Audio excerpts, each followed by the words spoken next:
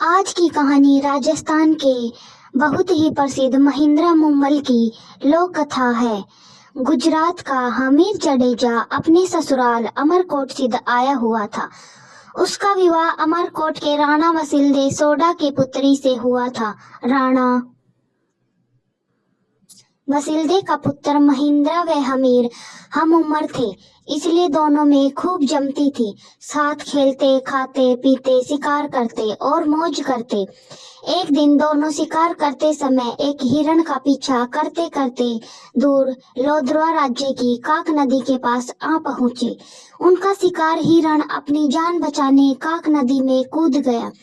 दोनों ने यह सोचा कि बेचारे हिरण ने जल में जल शरण ली है, अब उसे क्या मारना। शिकार छोड़ जैसे दोनों ने इधर उधर नजर दौड़ाई तो नदी के उस पार पर उन्हें एक सुंदर बगीचा व उसमें बनी एक 2 मंजिली झरोखेदार मेड़ी दिखाई दी। इस सुनसान स्थान में इतना सुहावना स्थान देख दोनों की तबीयत प्रसन्न हो गई। अपने घोड़े नदी में उतार दोनों ने नदी पार कर बगीचे में प्रवेश किया। इस वीरानी जगह पर इतना सुंदर बाग देख दोनों आश्चर्यचकित थे कि अपने पड़ोस में ऐसा नखलिस्तान, क्योंकि अभी तक तो दोनों ने ऐसे नखलिस्तानों के बारे में सौदागरों से ही चर्चाएं सुनी थी। उनकी आवाजें सुन मेड़ी में बैठी मुमल ने झरोखे से नीचे झांक कर देखा तो उसे गर्दन पर लटके लंबे काले बाल, बहुत तक तनी हुई मूछें, चौड़ी छाती और मासल भुजाओं वाले 2 खूबसूरत नौजवान अपना पसीना सुखाते दिखाई दिए। मुमल ने तुरंत अपनी दासी को बुलाकर कहा, नीचे जा, नौकरों से कहे इन सरदारों के घोड़े पकड़े व इनके रहने खाने का इंतजाम करे। दोनों किसी अच्छे राजपूत घर के लगते हैं, शायद रास्ता भूल गए हैं, इनकी अच्छी खातिरदारी करा। मुमल के आदेश से नौकरों ने दोनों के आराम के लिए व्यवस्था की, उन्हें भोजन कराया। तभी मुमल की एक सहेली ने आकर दोनों का परिचय पूछा। हमीर ने अपना वह महिंदर का परिचय दिया और पूछा कि तुम किसकी सहेली हो, ये सुंदर बाग व झरोखेदार मेड़ी किसकी है और हम किस सुलक्षणी के मेहमान हैं। मुमल की सहेली कहने लगी, क्या आपने मुमल का नाम नहीं सुना, उसकी चर्चाएं नहीं सुनी। मुमल जो जग प्यारी मुमल के नाम से पूरे माड़ जैसलमेर देश में प्रख्यात है, जिसके रूप से यह सारा देश महक रहा है, जिसके गुणों का बखान यह काक नदी कल कल कर गा रही है। यह झरोखेदार मेड़ी और सुंदर बाग उसी मुमल का है जो अपनी सहेलियों के साथ यहाँ अकेली ही रहती है। कहकर सहेली चली गई। तभी भोजन का जूठा थाल उठाने आया नाई बताने लगा, सरदारों, आप मुमल के बारे में क्या पूछते हो, उसके रूप और गुणों का तो कोई पार ही नहीं। वह शीशे में अपना रूप देखती है तो शीशा टूट जाता है, सिंगार कर बाग में आती है, चांद शर्मा कर बादलों में छिप जाता है। उसकी मेड़ी की दीवारों पर कपूर और कस्तूरी का लेप किया हुआ है, रोज औंखलियों में कस्तूरी कूटी जाती है, मन मन दूध से वह रोज स्नान करती है, शरीर पर चंदन का लेप कराती है। मुमल तो इस दुनिया से अलग है, भगवान ने वैसी दूसरी नहीं बनाई। कहते कहते नाई बताने लगा, अखंड कुमारी मुमल पुरुषों से दूर अपने ही रंग में डूबी रहती है। एक से एक खूबसूरत, बहादुर, गुणी, धनवान जवान राजा राजकुमार मुमल से शादी करने आए, पर मुमल ने तो उनकी ओर देखा तक नहीं, उसे कोई भी पसंद नहीं आया। मुमल ने प्रण ले रखा है कि वह विवाह उसी से करेगी जो उसका दिल जीत लेगा, नहीं तो पूरी उम्र कुंवारी ही रहेगी। कुछ ही देर में मुमल की सहेली ने आकर कहा कि आप दोनों में से एक को मुमल ने बुलाया है। हमीर ने अपने साले महेंद्र को जाने के लिए कहा, पर महेंद्र ने हमीर से कहा, पहले आप। हमीर को मेड़ी के पास छोड़ सहेली ने कहा, आप भीतर पधारे, मुमल आपका इंतजार कर रही है।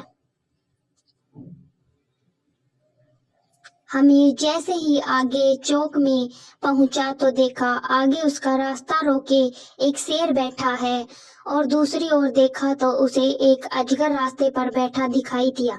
हमीर ने सोचा मुमल कोई डायन है और नखलिस्तान रचकर पुरुषों को अपने जाल में फंसा मार देती होगी। वह तुरंत उल्टे पांव वापस हो चौक से निकल आया। हमीर व महिंदर आपस बात करते तब तक मूमल की सहेली आ गई और महिंद्रा से कहने लगी, आप आइए, मूमल आपका इंतजार कर रही है। महिंदर ने अपना अंगरखा पहन हाथ में भाला ले सहेली के पीछे पीछे चलना शुरू किया। सहेली ने उसे भी हमीर की तरह चौक में छोड़ दिया।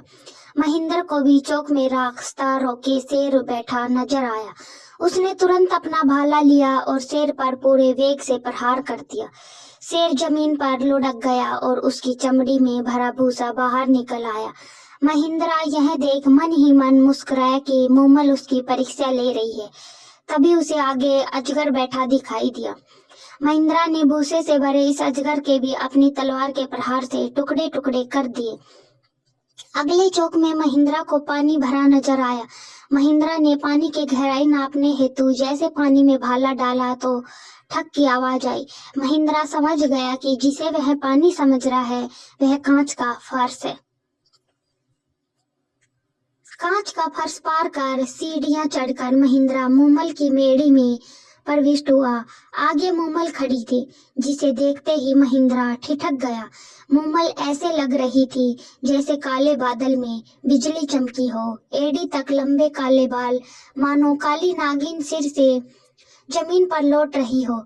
चप्पे की डाल जैसे कलाइयां, बड़ी बड़ी सुंदर आंखें, ऐसे लग रही थी जैसे मंद भरे प्याले हो। तपे हुए कुंदन जैसा बदन का रंग, वक्ष जैसे किसी सांचे में ढाले गए हो। पेट जैसे पीतल का पता, अंग अंग जैसे उफन रहा हो। मूमल का यह रूप देख महिंद्रा के मुंह से अनायास ही निकल पड़ा, न किसी मंदिर में ऐसी मूर्ति होगी, न किसी राजा के रणवास में ऐसा रूप होगा। महिंद्रा तो मूमल को ठगा सा देखता ही रहा। उसकी नजरें मूमल के चेहरे को एकटक देखते जा रही थी। दूसरी ओर मूमल मन में कह रही थी, क्या तेज है इस नौजवान के चेहरे पर, और नयन तो नयन क्या खंजर है। दोनों की नजरें आपस में ऐसे गड़ी कि हटने का नाम ही नहीं ले रही थी। आखिर मूमल ने नजरें नीचे कर महिंद्रा का स्वागत किया। दोनों ने खूब बातें की। बातों ही बातों में दोनों ने एक दूसरे को कब दिल दे बैठ, पता ही नहीं चला, और न ही पता चला कि कब रात हो गई, कब सुबह का सूरज निकल आया। उधर हमीर को महिंदर के साथ कोई अनहोनी ना हो जाए सोचकर नींद ही नहीं आई। सुबह होते ही उसने नाई के साथ संदेश भेज दिया, महिंदर को बुलाओ और चलने को कहा। महिंदर का मूमल को छोड़कर वापस चलने का मन तो नहीं था, पर मूमल से यह कहे, मैं फिर आऊंगा मूमल, बार बार आकर तुमसे मिलूंगा। दोनों वहां से चल दिए। हमीर गुजरात अपने वतन रवाना हुआ और महिंद्र अपने राज्य अमरकोट। मूमल से वापस आकर मिलने का वादा कर महिंद्र अमरकोट के लिए रवाना तो हो गया, पर पूरे रास्ते उसे मूमल के अलावा कुछ और दिखाई ही नहीं दे रहा था। वह तो सिर्फ यही गुनगुनाता चला जा रहा था, हमारी माड़ेची ए मूमल हालेनी अमराणे देश, मेरी माड़ देश की मूमल आओ मेरे साथ अमरकोट चलो। महिंद्र अमरकोट पहुंचे। वहां उसका दिन तो किसी तरह कट जाता है, पर शाम होते ही उसे मूमल ही मूमल नजर आने लगती है। वह जितना अपने मन को समझाने की कोशिश करता है, उतनी ही मूमल की यादें और बढ़ जाती है। वह तो यही सोचता है कि कैसे लोदरवे पहुंचकर मूमल से मिला जाए। आखिर उसे सूझा कि अपने ऊँटों के टोले में ऐसा ऊँट खोजा जाए जो रातों रात लोदरवे जाकर सुबह होते ही वापस अमरकोट आ सके। उसने अपने रायका रामू ऊँट चराने वाले को बुलाकर पूछा तो रामू रायका ने बताया कि उसके टोले में एक चीतल नाम का ऊँट है जो बहुत तेज दौड़ता है और वह उसे आसानी से रात को लोदरवे ले जाकर वापस सुबह होने से पहले ला सकता है। फिर क्या था, रामू रायका रोज शाम को चीतल ऊँट को सजाकर महिंद्रा के पास ले जाता और महिंद्रा चीतल पर सवार हो एड़ लगा लोदरवा मूमल के पास जा पहुंचता। तीसरे पहर महिंद्रा फिर चीतल पर चढ़ता और सुबह होने से पहले अमरकोट आ पहुंचता। महेंद्र विवाहित था, उसके 7 पत्नियां थी।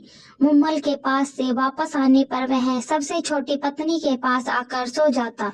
इस तरह कोई 7-8 महीने तक उसकी यही दिनचर्या चलती रही। इन महीनों में वह बाकी पत्नियों से तो मिला तक नहीं, इसलिए वे सभी सबसे छोटी बहू से ईर्ष्या करने लगी और एक दिन जाकर इस बात पर उन्होंने अपनी सास से जाकर शिकायत की। सास ने छोटी बहू को समझाया कि बाकी पत्नियों को भी महिंद्रा ब्याह कर लाया है, उनका भी उस पर हक बनता है, इसलिए महिंद्रा का उनके पास जाने से मत रोको। तब महिंद्रा की छोटी पत्नी ने अपनी सास को बताया कि महिंद्रा तो उसके पास रोज सुबह होने से पहले आता है और आते ही सो जाता है। उसे भी उससे बात किए कोई 7-8 महीने हो गए। वह कब कहाँ जाते हैं, कैसे जाते हैं, क्यों जाते हो, मुझे कुछ भी नहीं मालूम।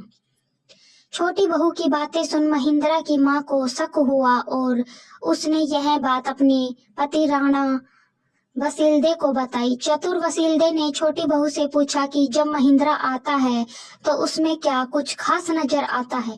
छोटी बहू ने बताया कि जब रात के आखिरी पहर महिंद्रा आता है तो उसमें बाल गीले होते हैं, जिनमें से पसीने टपक रहा होता है। चतुर वसीलदे ने बहू को हिदायत दी कि आज उसके बालों के नीचे कटोरा रख, उसके भीगे बालों से टपके पानी को इकट्ठा कर मेरे पास लाना। बहू ने यही किया और कटोरे में एक रत पानी वसीलदे के सामने हाजिर किया। वसीलदे ने पानी रखकर कहा, यह तो काक नदी का पानी है, इसका मतलब महिंद्रा जरूर मुम्मल की मेड़ी में उसके पास जाता होगा। महिंद्रा की 7 पत्नियों को तो मुम्मल का नाम सुनकर जैसे आग लग गई। उन्होंने आपस में सलाह कर ये पता लगाया कि महिंद्रा वहां जाता कैसे है। जब उन्हें पता चला कि महिंद्रा चीतल नाम के ऊंट पर सवार हो मुम्मल के पास जाता है, तो दूसरे दिन उन्होंने चीतल ऊंट के पैर तोड़वा दिए ताकि उसके बिना महिंद्रा मुम्मल के पास न जा पाए। रात होते ही जब रामू राय का चीतल लेकर नहीं आया तो महिंद्रा उसके घर गया। वहां उसे पता चला कि चीतल के तो उसकी पत्नियों ने पैर तोड़वा दिए। तब उसने रामू से चीतल जैसा दूसरा ऊंट मांगा। रामू ने कहा उसके टोले में एक तेज दौड़ने वाला एक टोरडी छोटी ऊँटनी है तो सही, पर कम उम्र होने के चलते वह चीतल जैसी सुलझी हुई वह अनुभवी नहीं है। आप उसे ले जाइए, पर ध्यान रहे उसके आगे चाबुक ऊंचा ना करे। चाबुक ऊंचा करते ही वह चमक जाती है और जिधर उसका मुंह होता है उधर ही दौड़ना शुरू कर देती है। तब उसे रोकना बहुत मुश्किल है।